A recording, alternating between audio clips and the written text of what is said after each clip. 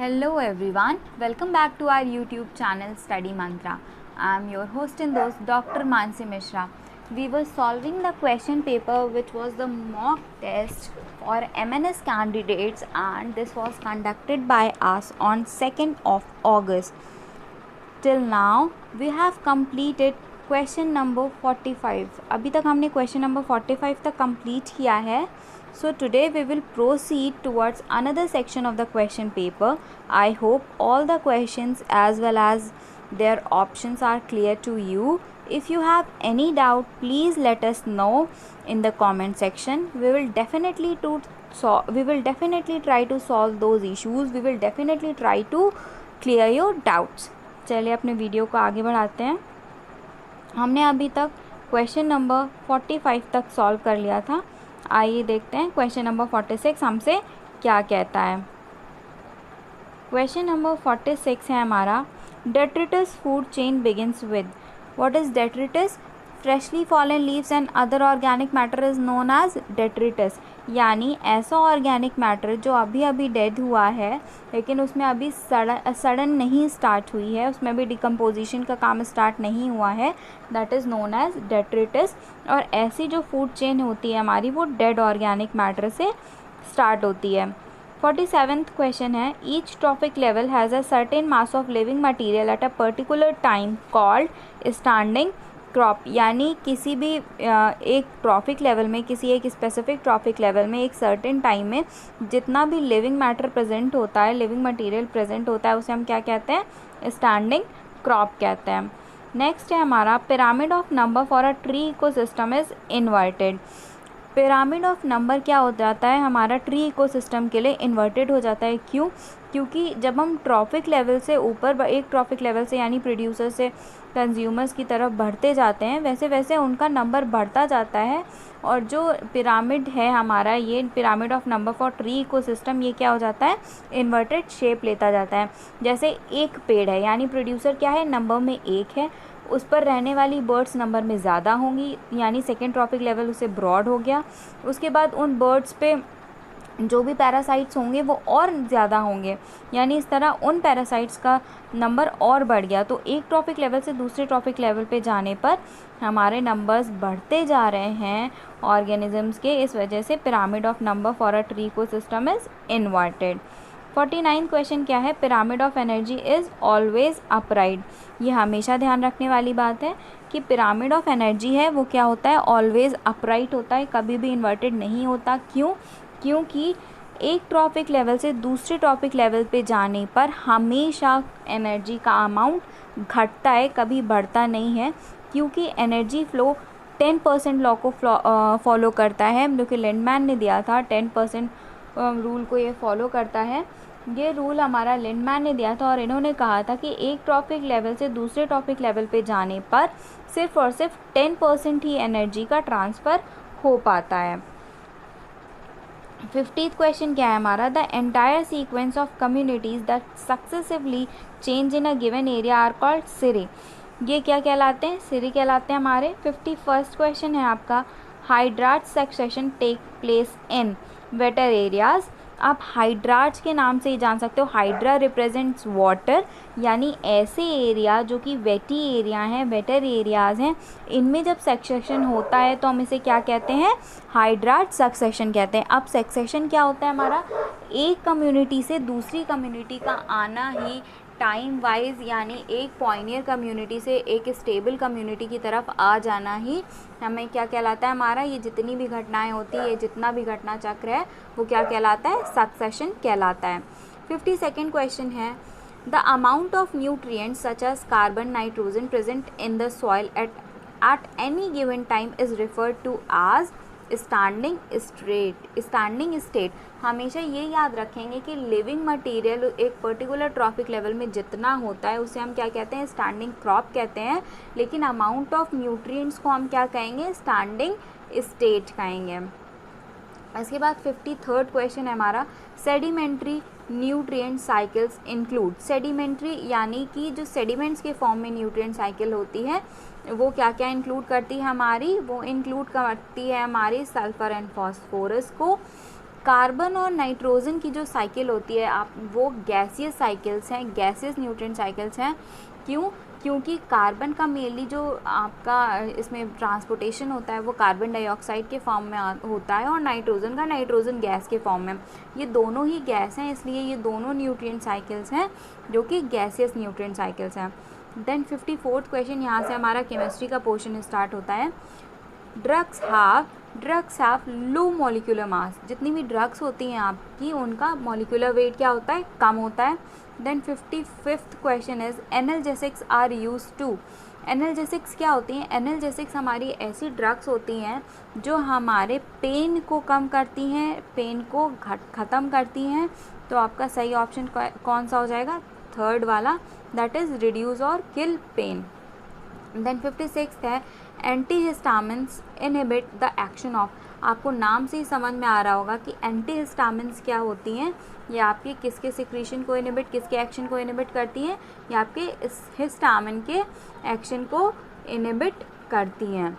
उसके बाद 57 है drugs which inhibit any activity of the enzyme are called. ऐसी ड्रग्स जो किसी एंजाइम की एक्टिविटी को इनहिबिट करती हैं they are known as enzyme inhibitor. यानी ऐसी कोई भी ड्रग्स जो वो किसी भी एंजाइम की एक्टिविटी को इनहिबिट करती हैं उन्हें हम क्या कहते हैं? Enzyme inhibitor. 58 क्वेश्चन है some drugs do not bind to the active site but to a different site of the enzyme which is called allosteric site। यानी कुछ ड्रग्स ऐसी होती हैं जो एक्टिव साइट से बाइंड ना होकर दूसरी साइट से बाइंड होती हैं, हम उसे क्या कहते हैं? एलोस्टेरिक साइट कहते हैं। एक्टिव साइट तो वो साइट है जहाँ से पर्टिकुलर हर एक एंजाइम के लिए एक पर्टिकुलर एक्टिव साइट होती है। यानी एंजाइम सबस्ट्रेट की लॉक की हाइपोथेसिस आपने पढ़ी होगी। तो जब एंजाइम उसी पर्टिकुलर एक्टिव साइट पे बाउंड होता है तभी हमारा एंजाइम का एक्शन होता है। लेकिन कुछ ऐसी ड्रग्स होती हैं जो इस आपकी एक्टिव साइट पे बाउंड ना करके दूसरी साइट पे बाउंड करती हैं, उस साइट को क्या कहते हैं? एलोस्टेरिक साइट कहते हैं। Then antagonist are. एंटागोनिस्ट क्या होती हैं? एंटागोनिस्ट हम नाम उन्हें देते हैं जो एक्शन में जस्ट रिवर्स हों। यानी drugs that bind to the receptor site and inhibits its natural function। यानी ऐसी ड्रग्स जो रिसेप्टर साइट से बाउंड करती हैं और उसके नेचुरल फंक्शन को रोकती हैं। उसके बाद 60th क्वेश्चन है substances which neutralize the excess acid and raise the pH to an appropriate level in stomach are called antacids. Anti और एसिड को मिला के हमारा टर्म बना है एंटासिड्स। यानी एंटासिड्स ऐसे सब्सटेंसेस होते हैं जो आपके स्टमक में एक्टिव जो एक्सेस pH है, एक्सेस एसिड है, उसको न्यूट्रलाइज करते हैं, उसको कम करते हैं और हमारे स्टमक के pH को बढ़ाते हैं ताकि उसकी एसिडिटी कम हो सके। 61 है आपका commonly used antacids are. Commonly use antacids कौन सी हैं? Omeprazole and lansoprazole. ये दोनों ही सही हैं, बोथ ऑफ देम। ओमेप्राजोल भी एक एंटासिड है और लैंसोप्राजोल भी एक एंटासिड है। एंटासिड यानी जो हमारे स्टमक की एसिडिटी को कम करे, स्टमक के pH लेवल को बैलेंस करे, उसे हम क्या कहेंगे? एंटासिड्स। फिर हमारा 62nd क्वेश्चन है drugs which are use for treatment of stress, fatigue, mild and severe mental diseases are called tranquillisers. Tranquillisers ऐसी ड्रग्स हैं जो हमारे मेंटल डिजीज़ को क्योर करने के काम आती हैं, कंट्रोल करने के काम आती हैं, उनके ट्रीटमेंट में यूज़ की जाती हैं। यहाँ पर हम बाकी भी ऑप्शन डिस्कस कर लेते हैं। एनाल्जेसिक्स के बारे में मैंने आपको पहले ही बताया कि एनाल्जेसिक्स वो ड्रग्स होती हैं जो हमारे पेन को कम करती हैं। एंटीहिस्टामिन्स वो होते हैं जो हिस्टामिन के एक्शन को कम करते हैं। तो ट्रंकुलाइजर्स वो हुए जो हमारे स्ट्रेस फटीग को कम करने के काम आते हैं। Then 63rd is reserpine is N.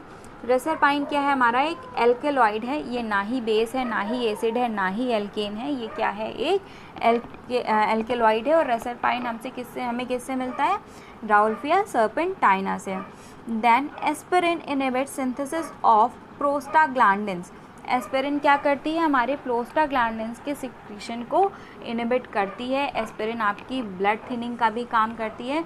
तो ऐसे पेशेंट्स जो थोड़े ऐसे लोग जो हार्ट पेशेंट हैं उन्हें एस्पिरिन के इनटेक को कम करना चाहिए, और नॉर्मल कंडीशन में भी आपको एस्पिरिन के इनटेक को कम रखना चाहिए क्योंकि ये एक ब्लड थिनर का काम करती है।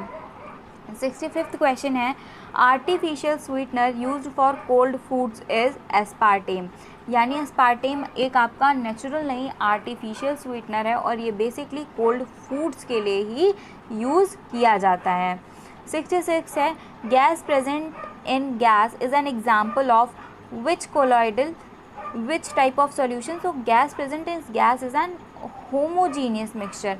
अगर किसी भी गैस को आप एक दूसरी गैस में मिला दें तो क्या होता है, एक होमोजीनियस मिक्सचर तैयार हो जाता है, और कभी भी होमोजीनियस मिक्सचर कोलॉइडल सॉल्यूशन नहीं हो सकता। कोलॉइडल सॉल्यूशन बनाने के लिए जो दोनों स्टेट हैं वो हेट्रोजीनियस होनी चाहिए, यानी ये होमोजीनियस मिक्सचर नहीं होना चाहिए।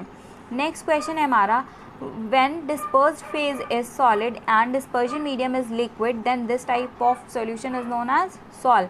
ये एक टाइप का कोलॉइडल सॉल्यूशन है जिसे हम क्या कहेंगे, सॉल कहेंगे। यानी डिस्पर्स्ड फेज क्या है हमारी, वो क्या है, सॉल्यूट क्या है यहाँ पे हमारा सॉलिड है, और डिस्पर्जन मीडियम यानी सॉल्वेंट क्या है हमारा यहाँ पे लिक्विड है, इसे हम क्या कहेंगे, सॉल कहेंगे। Then which of the following is not an example of emulsion. हमारे ऑप्शंस हैं milk, cod liver oil, hair cream and whipped cream. अब इमल्शन क्या होता है, इमल्शन एक टाइप का कोलॉइडल सॉल्यूशन है जिसमें सॉल्यूट और सॉल्वेंट दोनों कैसे होते हैं, लिक्विड फेज में पाए जाते हैं। What is emulsion, emulsion is a type of colloidal solution in which dispersed phase as well as dispersion medium both are in liquid state। So milk का एग्जाम्पल बहुत कॉमन है, आपने देखा होगा दूध में आप पानी मिलाते हो या कोई भी दूध में पानी मिला देता है, तो दोनों लिक्विड्स हैं, that's why milk is an example of emulsion. 69th है, lyophobic colloidal solution are. Lyophobic यानी लिपिड हेटिंग। तो ऐसे कोलॉइडल सॉल्यूशन क्या होते हैं, ये हाइड्रोफोबिक भी होते हैं and they are irreversible in nature. ये वाटर से भी जो इनकी रिएक्शन है वो भी कम होती है। They are also water repellent. ये क्या होते हैं, वाटर रिपेलेंट होते हैं एंड इरिवर्सिबल इन नेचर।